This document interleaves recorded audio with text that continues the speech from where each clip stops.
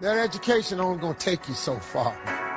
I know a lot of people got degrees, man, they ain't even using it. It's your gift. But the only way for you to soar is you got to jump. You got to take that gift that's packed away on your back. You got to jump off that cliff and pull that cord. That gift opens up and provides the soar. Remember, everybody, to get the most out of your life, you got to focus on your gift and not your passion. Too many people focus on their passion and they ignore their gift. Your gift is this. It is the thing that you do the absolute best with the least amount of effort. That's what God gave you. Go do that. We all ask why we should work this hard. Why take that many classes? Why go to school that many years? You know, why take the notes? Why read the book? Your better future is a dream for yourself and for your family. Where do you want to go? What do you want to do? What do you want to be? What do you want to see? You've got to dream dreams. There's a Bible phrase that says, without dreams and visions, people perish. Why work that hard? Why put yourself through the push-ups and the disciplines? Why? Good question, why? Don't lose your dreams. Do some dreaming. That's long-range goals. You've got to have those. So that's number one. Here's the second part of goals, short range. Short-range goals. That's your goals for tomorrow, this week, this month, this year, the immediate future. We call these confidence builders. Best answer to why, I think, is the second question. Why not? Because if you set up something short-range, go for it, get it, latch onto it, work hard, accomplish it. That starts building your strong feelings to go for your dream. Why not see what you can make of yourself? Why not see how far you can go, how much you can see, how much you can earn, how much you can share?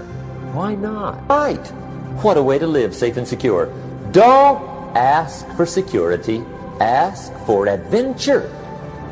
Why not see how many books you can read, how many classes you can take, how many skills you can develop? Better to live 30 years full of adventure than 100 years safe in the corner. Why not see how valuable you can become to the marketplace, to your friends, and to your family? You can have more than you've got because you can become more than you are. And of course, the other side of the coin reads, unless you change how you are, you'll always have what you got. Why not see what you can make of yourself? Why not see how far you can go, how much you can see? Income does not far exceed personal development. How much you can earn, how much you can share. Why not? You can actually increase your productivity by 50% by simply starting and completing your most important task first thing every day. So if you can do those three things, start with a list, organize the list by priority, and then start on and complete your most important task, you can double and triple your productivity. Most people never pick up the phone and call. Most people never ask. And that's what separates sometimes the people that do things from the people that just dream about them. If you're afraid of failing, you won't get very far. You can learn anything you need to learn to achieve any goal you can set for yourself. All success skills are learnable. All business skills are learnable. All money-making skills are learnable. Everyone who is good at them today was at one time terrible at them.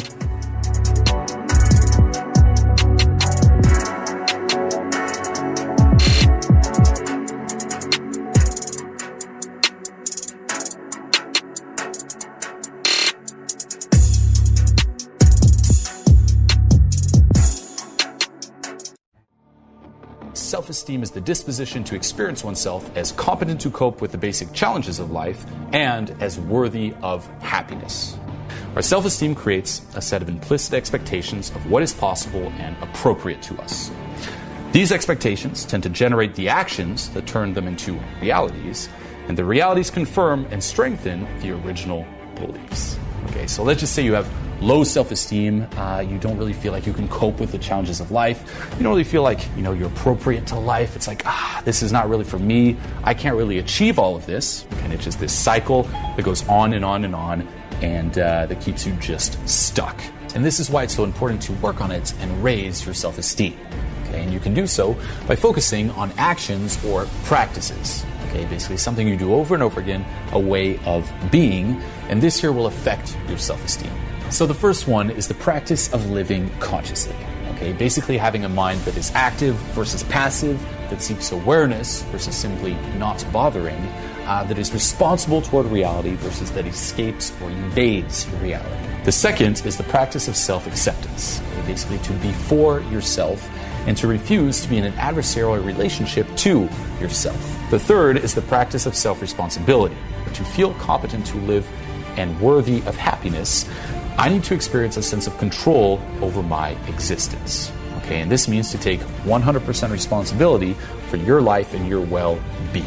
Okay, the fourth practice is the practice of self-assertiveness. That self-assertiveness means honoring your wants, your needs, your values, and seeking the appropriate forms of their expression in reality. Okay, and this is a practice. Okay, it's the willingness to stand up for yourself, to be who you are openly, to treat yourself with respect in all human encounter. The fifth practice is the practice of living purposefully. Okay, and this means basically using your powers for the attainment of goals you have selected. Okay, to live without a purpose is to live at the mercy of chance. Okay, it's like whatever happens will happen. You know, you're just a drifter. No, okay, you should be proactive, not reactive. If you don't do something, nothing will happen. What it means is staying true to yourself. Okay, integrity asks that our effort to find the best choice be authentic, that we stay conscious, stay connected to our knowledge, call on our best rational clarity, take responsibility for our choice and its consequences, do not seek to escape into the mental fog. What are we all seeking? I want you to imagine you're standing on a cliff. You're standing literally on the edge. All you have to do is take one little step until you're moving yourself into the unknown. And the problem is that unknown is beyond our control, beyond our comfort zone, if you will, and we fear that. We try to avoid that. We want to stay here with our two little feet on the ground where it's known, right? I'm standing here and I know nothing's going to happen, but the moment I move my feet just one step ahead, I'm in the unknown. I'm flying uncontrollably. I don't know what's going to happen. Fear will always fucking be here.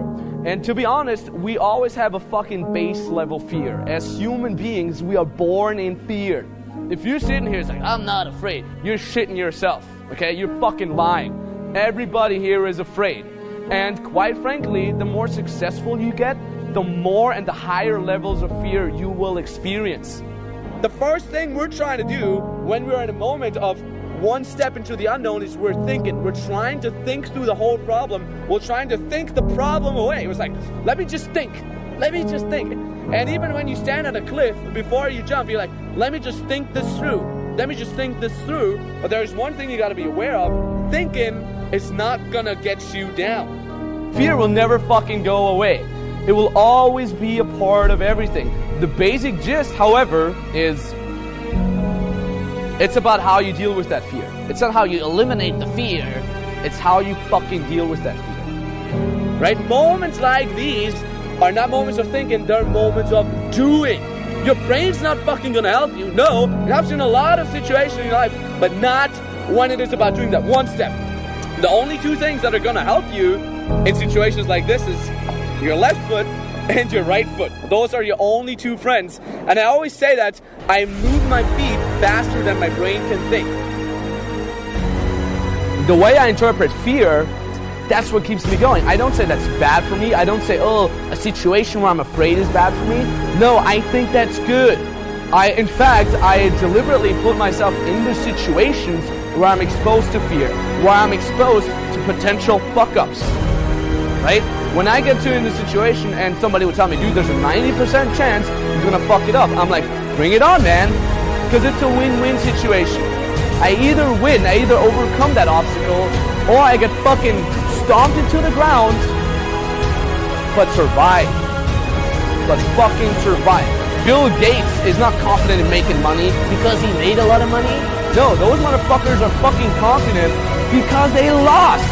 And they lost, and they lost, and they lost, and they lost, where everybody would have given up.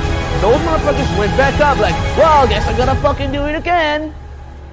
Stop thinking and move your feet into the unknown. Fly down, survive, and tell yourself you survived. Even if you land on your ass, you're most probably gonna survive, and you're never gonna regret it. Just do it. What is a king in my mind? And these are just expressions. A king is a man who just outclasses other guys. Most other guys are just kind of trying to get through the day. They're trying to just amuse themselves with little random diversions to get the day done. A guy who's a king is on his purpose. He knows what he wants out of life. He knows what vibe he wants around him. He has a good sense of personal boundaries. He knows what he's doing here. It's a cut above. You're somebody who likes what he does for a living, and if you don't, you're taking steps towards getting to a point where you do.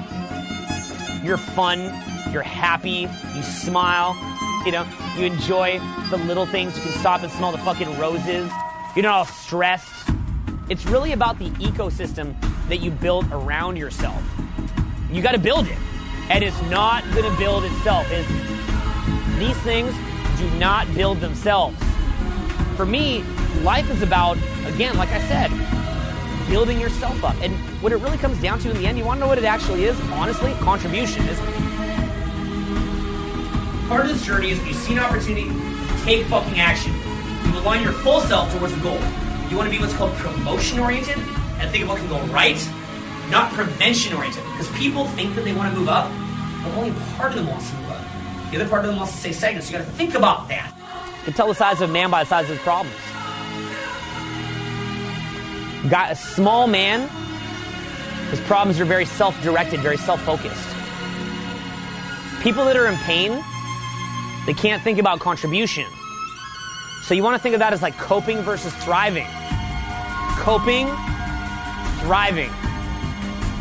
You're in protection or you're in progression. And so you'll see guys where when they're thinking, their entire thought process is on themselves. Why is that though? It's because they're in protection. It's because they are coping. They're coping through life in pain. They're in scarcity. So you want to think of yourself as an entity that has direction, good emotions, good people around you.